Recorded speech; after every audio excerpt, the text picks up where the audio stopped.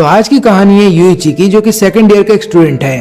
वो आम जिंदगी बिताता है और डेली सुबह उठकर न्यूज़पेपर बेचता है। ऐसा वो इसलिए करता है ताकि वो अपने बेसिक नीड को पूरा कर सके। लेकिन आज यूइची ने जरूरत से ज्यादा काम किया है ताकि वो और भी पैसा कमा सके, क्योंकि उसका जो स्कूल है वो सभी लोगों को स्कूल ट्रिप पे लेके जा रहा है और यहाँ पे यूइची भी जाना चाहता है क्योंकि उसके दोस्त भी वहाँ पे जा रहे हैं। और यहाँ स्कूल में हम उसके सबसे करीबी दोस्तों से मिलते हैं। तो पहले दोस्त का नाम है सीबे, जो बहुत अमीर है, और यहाँ पे वो यूइची को बोलता है कि मैं तुम्हें पैसे दे सकता हूँ ताकि तुम स्कूल ट्रिप पे आ सको। लेकिन ये बात सीहो को अच्छी नहीं लगती। उसको ऐसा लगता है कि यहाँ पे सीबे जो है वो यूइची को अपने मनी पावर दिखाने की कोशिश कर रहा है और उसको ऐसा लग रहा है कि कहीं ना कहीं इससे यूइची बुरा मान जाएगा। तभी बाकी के दो दोस्त यूतोरी और टेंजी भी वहाँ पे आ जाते हैं। वो दोनों यहाँ पे सीहो को शांत कराते हैं और बोलते हैं कि सीबे को माफ कर दो, वो तो कुछ भी बोलता रहता है। तो यहाँ पे जो टेंजी है वो बहुत ज्यादा स्मार्ट है और क्लास में उसकी जो रेपुटेशन है बहुत अच्छी है। तो वहीं पे यूतोरी जो है बहुत ज्यादा शांत रहने वाली लड़की है और उसको पास्ट में बहुत ज्यादा बुली किया गया है। तो देखा जाए तो इन पांचों की बहुत ही गहरी दोस्ती है और यहाँ पे यूइची चाहता है कि ये दोस्ती ऐसी ही बनी रहे। लेकिन अगले ही दिन सबको क्लासरूम में पता चलता है कि 2 मिलियन येन जो इन लोगों ने जमा किया था स्कूल ट्रिप के लिए वो चोरी हो गया है। जिसके बाद सीहो क्लास में बोलती है कि जो भी चोर है वो सामने आ जाए और माफी मांग ले, हम उसे माफ कर देंगे। लेकिन ऐसा होता नहीं, क्योंकि जिसने भी चोरी की है वो अपनी आइडेंटिटी खुद से रिवील क्यों करेगा। लेकिन जो सिचुएशन है वो और भी ज्यादा खराब हो जाती है जब सीबे और सीहो दोनों ही स्कूल आना बंद कर देते हैं और काफी दिनों से ये लोग स्कूल नहीं आते हैं। जिसके बाद सभी क्लासमेट्स को ऐसा लग रहा होता है कि इन्हीं दोनों ने चोरी की होगी। फिर एक दिन यूइची को एक लेटर मिलता है उसके घर के बाहर। उस लेटर में लिखा होता है भेजने वाले का नाम और वो होता है सीहो का। उसमें वो लिखती है कि मेरे से स्कूल में आके मिलो। फिर ये भागते हुए उधर पे जाता है। उधर पे ये देखता है कि उसके बाकी के चारों दोस्त भी वहीं पे है और वो सब लोग पूछ रहे होते हैं कि यूइची तुमने हमें यहाँ पे क्यों बुलाया है। लेकिन यहाँ पे फिर सबको पता ये चलता है कि एक्चुअली में किसी ने भी किसी को नहीं बुलाया था। ये तो इनके नाम के लेटर एक दूसरे को दिए गए थे ताकि सब लोग यहाँ पे आ सके। जब तक ये लोग इस चीज का कुछ कर पाते यहाँ पे यूइची को पीछे से करंट लगता है। जिसके बाद यहाँ पे यूइची बेहोश होने वाला था और वो देखता है कि उसके दोस्तों को कोई किडनैप कर रहा है। अब यूइची जब बेहोश हो जाता है तब वो अपनी माँ को और टीचर को याद कर रहा होता है, जहाँ पे उसके टीचर उसको बता रहे होते हैं कि पैसा इस दुनिया का सबसे इम्पोर्टेंट चीज है और वहीं पे उसकी माँ उसको बताती है कि दोस्त हैं जो सबसे इम्पोर्टेंट है। अब यहाँ पे यूइची को जब होश आता है तो वो देखता है कि उसको और उसके दोस्तों को एक रूम के अंदर बंद रखा गया है और वहाँ पे एक डॉल उनके सामने आता है और इस डॉल को देखते ही यूतोरी समझ जाती है कि ये डॉल का नाम है मनाबू, क्योंकि ऐसा ही एक कैरेक्टर बहुत पहले एनिमेटेड शो में आता था। तभी मनाबू इनको बताता है कि आप सभी लोग पार्टिसिपेट करने वाले हैं एक गेम में और अगर आप गेम जीत जाते हैं तो पर राउंड आपको 2 मिलियन येन दिए जाएंगे और अगर आप ये गेम कंप्लीट करते हैं तो आपको टोटल 20 मिलियन येन दिए जाएंगे और इन्हीं पैसों से तुम्हें अपना कर्जा चुकाना होगा। तब यूइची बोलता है कि हमने तो तुमसे कोई कर्जा नहीं लिया, तो हम ये गेम क्यों खेले। तब मनाबू बताता है कि तुमने नहीं लिया, लेकिन तुम पांचों में से किसी एक ने 20 मिलियन येन लेके रखा है हमसे कर्ज और वो तुम्हें चुकाना होगा। तब यहाँ पे तेंजी बोलता है कि पहली बात तो ये कि तुमने हमें किडनैप कर लिया है, जिसके बाद हम तुम्हारी कंप्लेन कर सकते हैं और ऊपर से तुम्हारे पास क्या एविडेंस है कि हमने तुमसे कोई कर्ज लेके रखा है। तभी मनाबू बताता है कि तुम में से किसी एक ने 2 मिलियन येन पहले डिपॉजिट कर दिए हैं इस गेम को स्टार्ट करने के लिए। और यहाँ पे मनाबू इन सभी लोगों को ये बताने की कोशिश कर रहा होता है कि जिस भी व्यक्ति ने तुम्हें इस गेम के अंदर फंसाया है तुम सबको, उसी ने तुम्हारे स्कूल के पैसों को भी चुराया है। इसके बाद मनाबू बताता है कि तुम लोग चाहो तो गेम से बाहर जा सकते हो, लेकिन एक बात याद रखना, तुम लोगों ने जो डिपॉजिट कर रखा है 2 मिलियन येन का वो तुम्हें वापस नहीं मिलेगा और जिस भी व्यक्ति ने हमसे 20 मिलियन येन का कर्जा लेके रखा है उसे अकेले ही उस पैसों को चुकाना होगा। लेकिन अगर तुम सब लोग पार्टिसिपेट करने को तैयार होते हो तो उस पैसों को तुम पांचों में इक्वली डिस्ट्रीब्यूट कर दिया जाएगा, यानी कि हर किसी के हिस्से में 4 मिलियन येन आएंगे और जैसे जैसे तुम गेम को जीतते जाओगे वो पैसे कम हो जाएंगे, लेकिन जब तुम गेम को हारोगे तो वो पैसे डबल हो जाएंगे। मैं तुम लोग को टाइम देता हूँ ताकि तुम लोग बैठ करके डिसाइड कर लो कि तुम्हें क्या करना है। तब यहाँ पे सीहो बताती है कि एक काम करते हैं, हम लोग गेम में पार्टिसिपेट करते हैं, क्योंकि जिस भी व्यक्ति ने पैसा लिया है वो हमारे में से कोई एक है और वो हमारा दोस्त है, तो दोस्त होने के नाते हमें उसकी हेल्प करनी चाहिए। अब यहाँ पे सभी लोग सीहो की बात से एग्री कर रहे होते हैं, लेकिन यहाँ पे यूइची सोच रहा होता है कि उसे क्या करना चाहिए। या तो वो यहाँ से जा सकता है गेम को छोड़ करके क्योंकि उसने कर्जा नहीं लिया, नहीं तो फिर उसे यहाँ पे रुक करके अपने दोस्तों का साथ देना होगा। और आखिरी में यूइची फैसला करता है कि वो अपने दोस्तों का साथ देगा और इसके बाद सब लोग इस गेम में पार्टिसिपेट करने को तैयार हैं। उनका पहला गेम स्टार्ट होता है एक रूम के अंदर, जहाँ पे एक टेबल के ऊपर एक बहुत बड़ा कॉइन रखा गया है और हर किसी के नेम के बैजेस भी वहाँ पे रखे गए हैं और इन्हीं बैजेस के ऊपर लगातार इनको शो होता रहेगा कि इनके ऊपर कितना कर्जा है। तो अभी फिलहाल साल के लिए हर किसी के ऊपर 4 मिलियन येन का कर्जा हो रखा है। लेकिन गेम स्टार्ट हो जाने के बाद ये लोग नहीं दिखा सकते कि इनके ऊपर कितना कर्जा है, और अगर ऐसा किया जाता है तो जो भी व्यक्ति ऐसा करता है उसका अमाउंट डबल कर दिया जाएगा। फिर इसके बाद इन्हें गेम समझाया जाता है। तो इन सभी के सामने एक बहुत बड़ा सा टेबल है जिसके ऊपर एक बहुत बड़ा सा कॉइन है। इस कॉइन के ऊपर इन्हें अपना हाथ रखना है और फिर सभी लोगों से एक एक करके क्वेश्चंस पूछे जाएंगे, जहाँ पे अगर इन सबको ऐसा लगता है कि इस क्वेश्चन का आंसर यस होना चाहिए तो कॉइन ऑटोमेटिकली यस के ऊपर चला जाएगा। लेकिन अगर इनमें से किसी एक को भी ऐसा लगता है कि इस क्वेश्चन का आंसर नो होगा तो कॉइन नो के ऊपर चला जाएगा। और ये जो गेम है ये टेस्ट करेगा कि इनके अंदर कितनी यूनिटी है। और ऊपर से गेम के दौरान इनमें से कोई भी किसी से बात नहीं कर सकता, लेकिन जो क्वेश्चन पढ़ रहा है केवल वही अपना मुंह खोलेगा। और अगर इस रूल को तोड़ा गया तो तुम्हारा जो डेब्ट है उसको फिर से 2 गुना बढ़ा दिया जाएगा। और आखिरी का जो रूल है वो इन लोगों को एक वार्निंग के तौर पे दिया जाता है कि इस गेम के खत्म हो जाने के बाद जिसका सबसे कम स्कोर आएगा उस व्यक्ति के कर्जे में बाकी सबका कर्जा भी जोड़ दिया जाएगा। और गेम स्टार्ट होने से पहले इन लोगों को बताया जाता है कि इस गेम को अगर जीतना है तो अपनी यूनिटी बना के रखना। और इसी के साथ गेम स्टार्ट हो जाता है, जहाँ पे सीबे को बोला जाता है सबसे पहला क्वेश्चन पढ़ने के लिए। सीबे बोलता है कि क्या माउंट फूजी जापान का सबसे बड़ा माउंटेन है। क्वेश्चन बहुत ही सिंपल है और यहाँ पे सबको लगता है कि कॉइन यस की तरफ जाएगा, लेकिन सब लोग इस बात से हैरान हो जाते हैं जब कॉइन नो की तरफ चला जाता है, जिसकी वजह से इन लोगों का जो चांस होता है अपने कर्जे को कम करना वो और भी कम हो जाता है। और इसी दौरान हम देखते हैं कि यहाँ पे सीहो कुछ बोलना चाहती थी, लेकिन यहाँ पे यूची और टेंजी उसे मना करते हैं ऐसा करने से, क्योंकि अगर उसने ऐसा किया तो वो रूल को तोड़ देगी। फिर सेकंड क्वेश्चन पूछा जाता है सीहो के द्वारा, जो कि बहुत ही इजी क्वेश्चन था और हर किसी को लगता है कि इसका आंसर यस होगा, लेकिन तभी कॉइन नो की तरफ चला जाता है। और इस राउंड के बाद ये बात कंफर्म हो जाती है कि इनके बीच में कोई एक ऐसा है जो इन्हें धोखा दे रहा है। और यहाँ पे यूची को ऐसा लगता है कि सीबे वो व्यक्ति है जो इन्हें धोखा दे रहा है। अब ऐसा उसको इसलिए लगता है क्योंकि कुछ दिनों पहले सीबे जा करके सीओ से मिलता है और उसे प्रपोज करने की कोशिश कर रहा था, लेकिन सीओ इसके लिए मना कर देती है और जब वो जबरदस्ती करता है तो उसे पंच मारती है, जिसके बाद वो उससे बात करना बंद कर देती है। और सीबे फिर लगातार हर किसी को बोल रहा होता है कि प्लीज जाकर के सीओ को मनाओ, लेकिन कोई भी ऐसा कर नहीं रहा था। लेकिन आखिरी में फिर यूची जाता है सीओ के पास और फिर यहाँ पे सीबे की तरफ से बात करता है, लेकिन आखिरी में फिर सीओ मान जाती है और वो उससे बात करने लगती है। लेकिन यहाँ पे यूची को ऐसा लग रहा होता है कि कहीं यही तो कारण नहीं कि सीबे यहाँ पे सबको धोखा दे रहा है और यहाँ पे वो अपना बदला लेना चाहता है। और यहाँ पे गेम में अब तीसरा क्वेश्चन पूछा जाता है टेंजी के द्वारा, और ये क्वेश्चन भी बहुत सिंपल होता है और उसका आंसर भी यस होना था, लेकिन कॉइन नो की तरफ चला जाता है। अब यहाँ पे चौथा क्वेश्चन पढ़ा जाने वाला था यूची के द्वारा, लेकिन यूची देख करके हैरान था कि उसके कार्ड में लिखा हुआ था कि तुम्हें कोई भी क्वेश्चन नहीं दिया जाएगा, तुम चाहो तो खुद का कोई भी क्वेश्चन बना सकते हो। लेकिन तभी यूची का ध्यान जाता है इंस्ट्रक्शंस के ऊपर, जो कि इस पेज के नीचे लिखे हुए थे, जहाँ पे लिखा हुआ था कि जो भी तुम क्वेश्चन पूछोगे अगर उसका आंसर यस निकलता है तो ग्रुप जीत जाएगा, लेकिन अगर सबने आंसर का क्वेश्चन गलत दिया तो तुम्हारा जो कर्जा है वो आधा कर दिया जाएगा। और यहाँ पे यूची समझ जाता है कि उसके जो तीनों दोस्त हैं जिन्होंने स्टार्टिंग के 3 क्वेश्चन पूछे थे उन्हें भी ये बात पता थी, और इसीलिए इतने इजी क्वेश्चंस का भी उन्होंने गलत आंसर दिया ताकि उनका जो कर्जा है वो आधा हो जाए। यहाँ पे यूची भी सोच रहा होता है कि उसे भी यहाँ पे सेल्फिश हो जाना चाहिए और इसको जानबूझ के आंसर को नो की तरफ ले जाना चाहिए ताकि उसका जो कर्जा है वो आधा हो जाए। लेकिन फिर उसको फिक्र होने लगती है यूतोरी की, क्योंकि आखिरी क्वेश्चन यूतोरी के द्वारा पूछा जाएगा और उसको ये बात पता है कि यूतोरी सबसे कमजोर है, और जब यूतोरी क्वेश्चन पूछेगी तो सब लोग जानबूझ के उस क्वेश्चन का सही आंसर देंगे।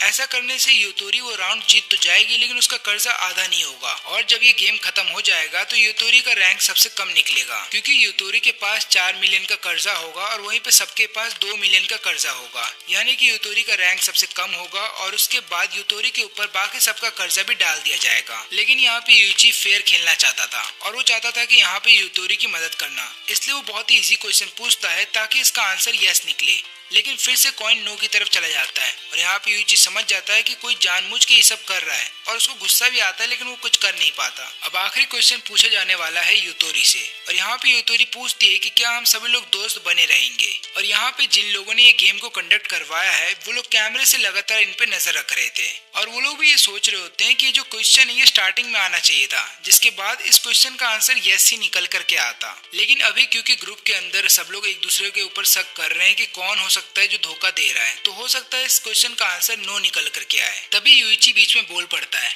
वो ऐसा इसलिए करता है ताकि यूतोरी के ऊपर सारा कर्जा ना आ जाए, लेकिन ऐसा करने की वजह से यहाँ पे यूइची का कर्जा डबल हो जाता है और वो सबको बोलता है कि तुम लोग जानबूझ के यूतोरी को फंसाना चाहते हो। और ऊपर से रूल के अकॉर्डिंग अगर देखा जाए तो जिसका भी कर्जा सबसे कम होगा वो इस गेम को हार जाएगा। लेकिन यहाँ पे इन तीनों को ऐसा लग रहा होता है कि यूइची झूठ बोल रहा है, इसलिए ये लोग यूइची से कोई भी बात नहीं करते। और क्योंकि यहाँ पे अब यूइची सबके ऊपर इल्जाम लगा रहा था, तो अगला राउंड जब स्टार्ट होता है तो सब लोग यस की तरफ कॉइन को ले जाते हैं। और जब गेम खत्म हो जाता है तो सबको ये बात पता चलती है कि उनके ऊपर जो 4 बिलियन का कर्जा है उसमें से केवल 4 लाख ही कम हुआ है। और यहाँ पे यूइची के ऊपर जो कर्जा है वो 4 बिलियन का ही रह गया, क्योंकि जब यूइची ने सवाल पूछा था तब सबने नो आंसर दिया था, यानी कि उसका जो कर्जा था वो 2 बिलियन का हो गया था। लेकिन जब उसने बोल दिया सबके सामने तो वो फिर से 4 बिलियन का हो गया। और इसके बाद मनाबू वहाँ पे आता है और बोलता है कि अब हमें सेकंड गेम खेलना होगा। लेकिन यहाँ पे यूइची थोड़ी देर के लिए रुकता है, वो सबके क्वेश्चंस पेपर को देखना चाहता था ताकि उसे पता चले कि उनके क्वेश्चन में क्या लिखा गया था। लेकिन इसके लिए बहुत देर हो जाती है, क्योंकि हर किसी के पेपर पे जो क्वेश्चन लिखा गया था वो अचानक से गायब हो जाता है। तभी यहाँ पे सीहो भी आ जाती है और वो यूइची के साथ डिस्कस कर रही होती है कि हम में से ट्रेडर कौन हो सकता है। अब यहाँ पे यूइची को ऐसा लग रहा था कि सीहो हो सकती है जो ट्रेडर हो, क्योंकि स्टार्टिंग जब गेम का होने वाला था तब यहाँ पे सीहो ने बोला था कि हमें ये गेम खेलना होगा। और उसने एक बार भी ये नहीं सोचा कि हम में से कौन ऐसा हो सकता है जिसने कि स्कूल ट्रिप के 2 मिलियन येन चुराए हैं और ऊपर से इन लोगों से कर्जा लेके रखा है। लेकिन यहाँ पे सबसे अजीब बात ये होती है कि जब सीहो यहाँ पे यूइची के पास आती है तो वो ये बताती है यूइची को कि मैं तुम्हें पसंद करती हूँ। और ऊपर से वो ये भी रिवील करती है कि जब पहले राउंड का क्वेश्चन पूछा गया था तो मैं वहाँ पे बोलने वाली थी, जिसकी वजह से मेरे ऊपर भी पेनल्टी डाल दी गई है और मेरा भी जो डेब्ट है वो बढ़ गया है। और यहाँ पे इन दोनों की बात टेंजी सुन लेता है, लेकिन यहाँ के जो ऑर्गेनाइजर्स होते हैं उन्हें ये बात पता चल जाती है कि यूइची बहुत ज्यादा स्मार्ट है और खासकर जब बात पैसों की आए तो यूइची को कोई नहीं हरा सकता। लेकिन इन लोगों को ऐसा लग रहा होता है कि इतना ज्यादा शार्प माइंडेड भी काफी नहीं होगा यहाँ पे हर गेम जीतने के लिए। और इन 5 दोस्तों में से कोई एक ऐसा है जो इनकी फ्रेंडशिप को तोड़ना चाहता है। अब यहाँ पे जब अगला गेम स्टार्ट होने वाला होता है तो इन्हें बताया जाता है कि इस गेम को कुछ ऑडियंस देखेंगे, वो भी ऊपर से। और ऊपर से इस गेम में तुम्हें अपने दोस्तों की इंसल्ट करनी है। लेकिन अभी भी इन लोगों को समझ में नहीं आ रहा होता है, तो मनाबू फिर इन्हें आराम से समझाता है। तो देखो, तुम्हें इस रूम के अंदर जाना है बारी बारी से। फिर उसके अंदर जाने के बाद एक कागज के टुकड़े के ऊपर तुम्हें अपनी दोस्त के बारे में कुछ बुरी चीजें लिखनी है और उसको एक बॉक्स के अंदर रख देना है। फिर मैं जाऊंगा उस रूम के अंदर और उस बॉक्स के अंदर से उस कागज के टुकड़े को लेकर के आऊंगा और बाद में जो भी तुमने लिखा है वो मैं सबके सामने पढ़ के सुनाऊंगा। फिर उसके बाद जो ऑडियंस है वो वोट करेगी कि तुम में से किसको कितना ज्यादा आगे बढ़ना चाहिए और जो भी तुम में से सबसे पहले फिनिश लाइन को पार कर जाएगा उसके ऊपर सारा कर्जा आ जाएगा और बाकी के चारों को एलिमिनेट कर दिया जाएगा। लेकिन अगर तुम में से कोई भी किसी के बारे में कुछ भी नहीं लिखता है और ऑडियंस तुम्हें वोट नहीं देती है तो इसकी वजह से तुम लोग हर बार एक स्टेप आगे बढ़ोगे, यानी कि तुम सब लोग एक साथ मिल करके फिनिशिंग लाइन को पार कर जाओगे और फिर तुम्हें अगला थर्ड गेम खेलना होगा। और आखिरी में मनाबू इन सबको एक वार्निंग देता है कि तुम में से जो भी ट्रेटर है वो ऐसा चाहेगा नहीं कि तुम सब लोग एक साथ फिनिशिंग लाइन को पार करो। यहाँ पे जैसे ही गेम स्टार्ट हो जाता है तो पहले 2 राउंड में कोई भी किसी के बारे में कुछ भी नहीं लिखता और इसकी वजह से सब लोग एक साथ 2 स्टेप आगे बढ़ जाते हैं। लेकिन ऐसा करने की वजह से हर बार जब भी लोग एक स्टेप आगे लेंगे इनके हर एक स्टेप के ऊपर एक कंडीशन आ जाएगा, जिसकी वजह से इनका कर्जा धीरे धीरे बढ़ता जाएगा। तभी मनाबू एक नया रूल लेकर के आता है कि ये जितना भी कर्जा तुम्हारे ऊपर एक एक स्टेप को बढ़ने के बाद आ रहा है ये सारा कर्जा उस व्यक्ति के ऊपर ट्रांसफर कर दिया जाएगा जो फिनिश लाइन को सबसे पहले पार करेगा। और इसकी वजह से तीसरा राउंड कम्प्लीटली चेंज हो जाता है, जहाँ पे सीहो के बारे में किसी ने कोई बुरी चीज लिखी थी। लिखा यह गया था कि सीहो यूइची को लाइक करती है और उसने टेंजी को भी डेट किया है। और ये चीज देख करके ऑर्गेनाइजर समझ जाते हैं कि एक लव ट्रायंगल फ्रेंडशिप को जल्दी तोड़ देता है और इसकी वजह से अब सीहो को 5 स्टेप आगे बढ़ना होगा और बाकी सब केवल 1 स्टेप आगे बढ़ेंगे। अब इसके बाद यहाँ पे सीबे जाता है यूइची के पास और बोलता है कि अगर सीहो तुम्हें लाइक करती थी तो तुम्हें अपने तक ही बात रखनी थी, तुम्हें सबको ये बात नहीं बतानी चाहिए थी। लेकिन यहाँ पे टेंजी फिर सीबे से बोलता है कि तुम इतना गुस्सा क्यों कर रहे हो, जबकि उसका एक्स बॉयफ्रेंड तो मैं रह चुका हूँ। फिर सीहो सबको समझाती है कि एक्चुअली मैं टेंजी को इसलिए डेट कर रही थी क्योंकि हमारे फादर ऐसा चाहते थे।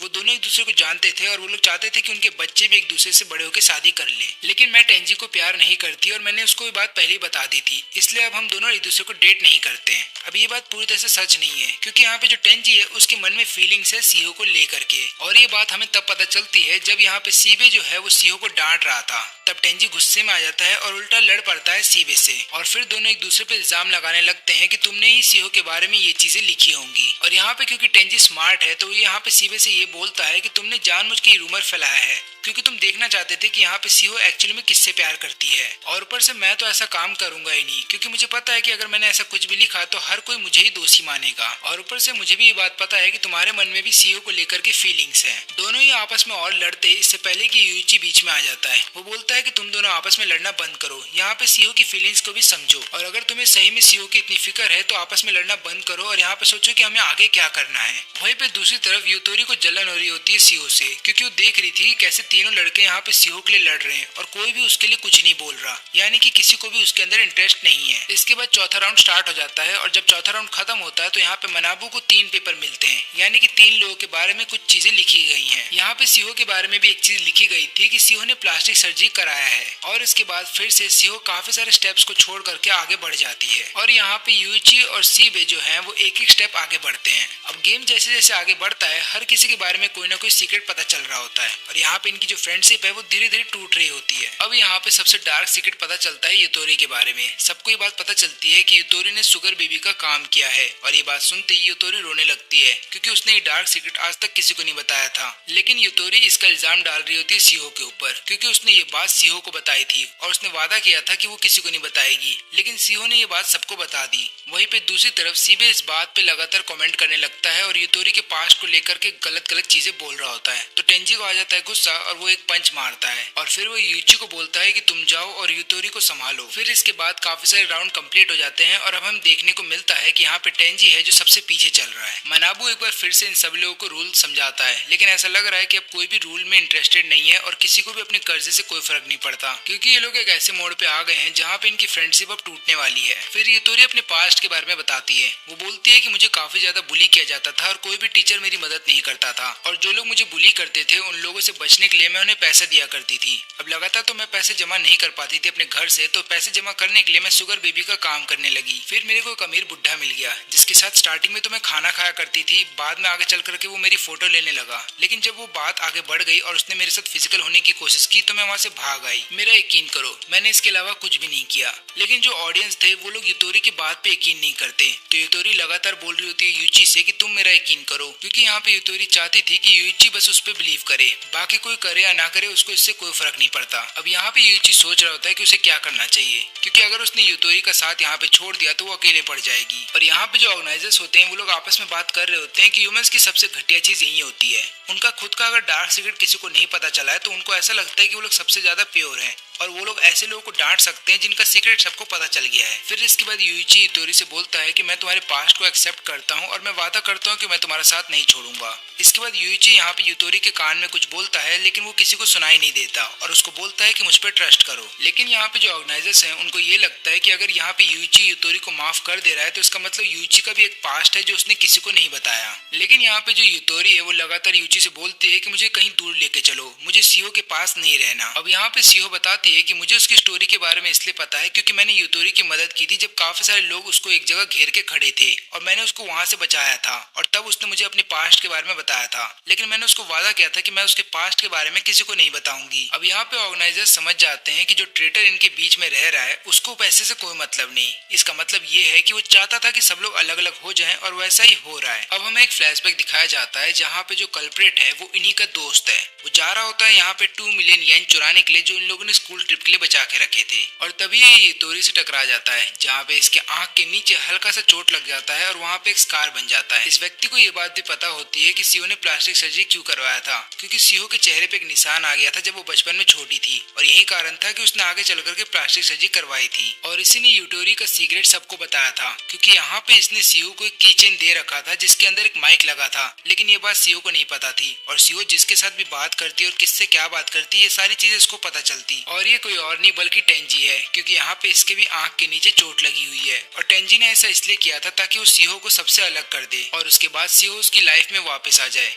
यहाँ पे सीहो लगातार टेंजी को समझा रही होती है कि उसने यूतोरी का सीक्रेट सबको नहीं बताया और यहाँ पे टेंजी ऐसा नाटक कर रहा होता है कि हाँ मैं तुम्हारी बात पे यकीन करता हूँ, क्योंकि टेंजी ही था जिसने हर किसी को धोखा दिया है। और अब तक टोटल 5 सीक्रेट हैं जो पता चले हैं हर किसी के बारे में, उसमें से 3 टेंजी ने खुद लिखे हैं। और यहाँ पे अब यूतोरी सीहो के ऊपर ट्रस्ट नहीं करती तो अब टेंजी सोचता है कि उसको सीहो के साथ भी यही करना चाहिए, यानी कि उस सीहो को इस बात पे यकीन दिलाएगा कि यूतोरी ने खुद ही अपना सीक्रेट सबके सामने रिवील किया ताकि वो तुमको दिखा सके कि तुम सबसे बुरी हो और बाद में यूची के करीब चली जाए। टेंजी को ये बात भी पता होती है कि यहाँ पे यूची जो है वो यूतोरी का साथ ही देगा जब उसका सीक्रेट सबके सामने आ जाएगा, तब वो ये मौका देख करके सीहो के और भी करीब जाने की कोशिश करेगा। तभी मानाबू बोलता है कि हमें गेम को कंटिन्यू करना चाहिए और यहाँ पे यूची फिर टेंजी से बोलता है कि तुम जाओ इस बार पहले। टेंजी को ये बात पता होती है कि वो सबसे आखिरी में है और अगर वो लगातार आखिरी में रहेगा तो हर किसी को उसी पे शक होगा। तो वो अपने ही बारे में कुछ डार्क सीक्रेट्स यहाँ पे लिख देता है नोट के ऊपर, ताकि किसी को भी उस पर शक ना हो। जब टेंजी वापस आता है तो वो देखता है कि यहाँ पे यूची ने थप्पड़ मार दिया है सीहो को, क्योंकि यहाँ पे सीहो लगातार यूची से बोल रही होती है कि यूतोरी ने अपना ही सीक्रेट यहाँ पे खुद रिवील किया है ताकि वो तुम्हें अपना बना सके। टेंजी को ऐसा लग रहा होता है कि अब उसका प्लान बहुत ही आराम से काम कर जाएगा, क्योंकि अब दोनों लड़कियों का एक दूसरे पे ट्रस्ट हट चुका है। और यहाँ पे सीहो लगातार यूची से बोल रही होती है कि जब लड़की को कोई लड़का पसंद आ जाता है तो उसको पाने के लिए वो काफी सारे गंदे काम भी कर सकती है। अब यहाँ पे सीहो जस्टिफाई करती है अपनी प्लास्टिक सर्जरी को और बताती है कि मैंने ऐसा क्यों किया था,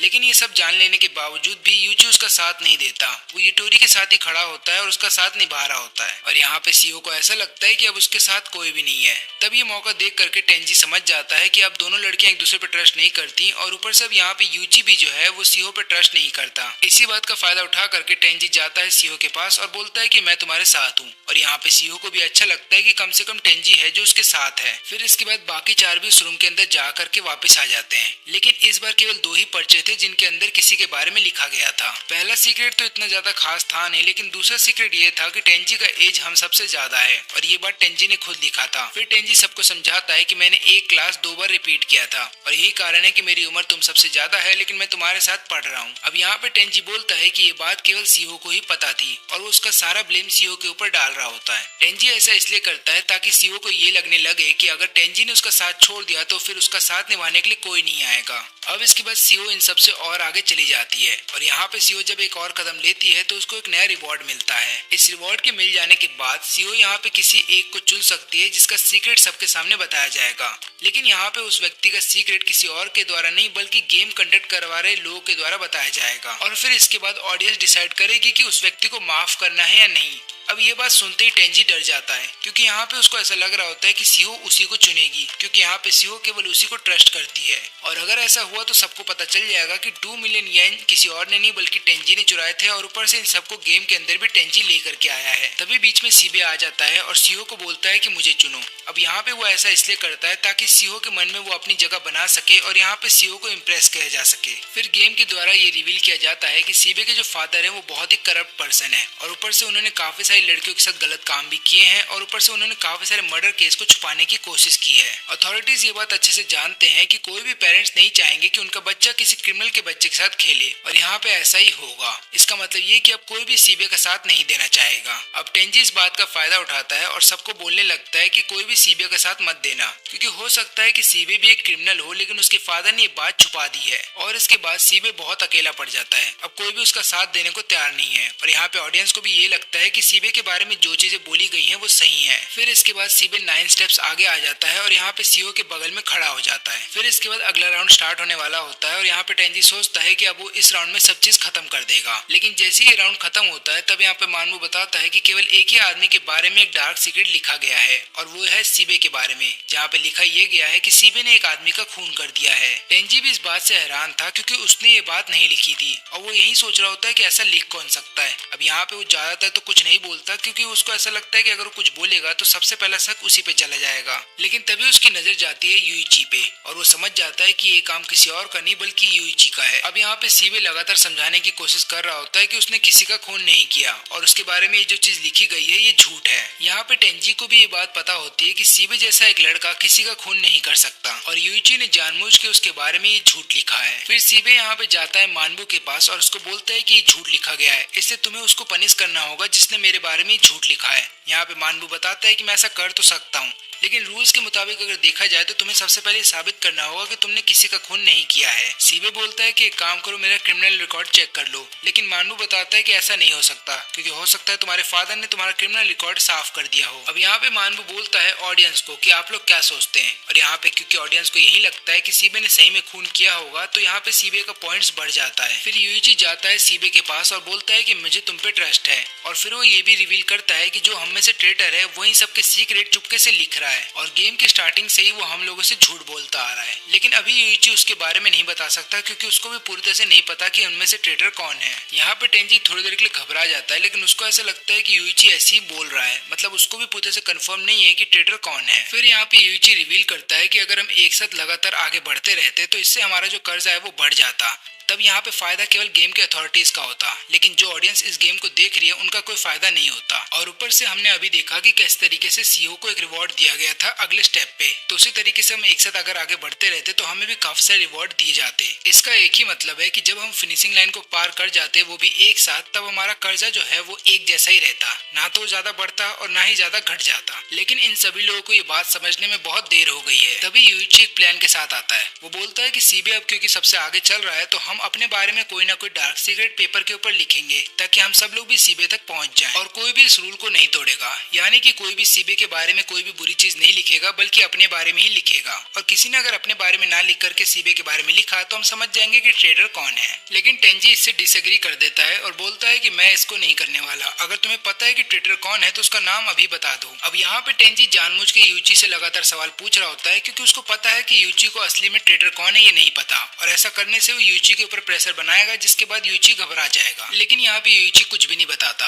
और जब अगला राउंड स्टार्ट होता है तो उसका रिजल्ट बहुत ही हैरान करने वाला था, क्योंकि इस बार 10 चिट्ठियां निकलती हैं जिसमें कि हर किसी के बारे में कुछ न कुछ लिखा हुआ था, और इसकी वजह से यूची का जो प्लान होता है वो फेल हो जाता है। तब यहाँ पे टेंजी उसको बोलता है कि अब तुम्हें बताना ही पड़ेगा कि ट्रेडर कौन है। लेकिन यहाँ पे यूची शांत रहता है और बोलता है कि मुझे नहीं पता कि ट्रेडर कौन है, मैंने तो ये कहानी ऐसी ही बनाई थी और मुझे लगा था मेरा प्लान सक्सेसफुल हो जाएगा, लेकिन ऐसा हुआ नहीं। और यहाँ पे अब टेंजी पूरे कॉन्फिडेंस में आ जाता है कि उसका प्लान अब एग्जीक्यूट कर जाएगा और वो सीईओ को सबसे अलग कर देगा। और ये गेम तब तक चलता रहता है जब तक कि सीईओ आखिरी स्टेप तक ना पहुंच जाए। और अब सीईओ क्योंकि आखिरी स्टेप पे पहुंच गई थी तो एक और स्टेप उसको लेना है और उसके बाद वो थर्ड गेम में पहुंच जाएगी। इसका मतलब ये है कि अब सीईओ चाहे कुछ भी कर ले वो पीछे नहीं हट पाएगी। लेकिन तभी गेम के अथॉरिटीज को ये बात पता चलती है कि यूची स्टार्टिंग से इस गेम को मैनिपुलेट कर रहा था और किसी को पता भी नहीं चला। यहाँ पे यूची चाहता था कि हर कोई एक साथ मिलकर के काम करे ताकि ट्रेडर का पता लगाया जा सके। और यहाँ पे यूची बोलता है कि अगले राउंड के लिए हम सब लोग एक एक पर्चा लेंगे और उसके अंदर लिखेंगे कि मैं वही व्यक्ति हूँ जो इन सबको गेम के अंदर ले करके आया हूँ।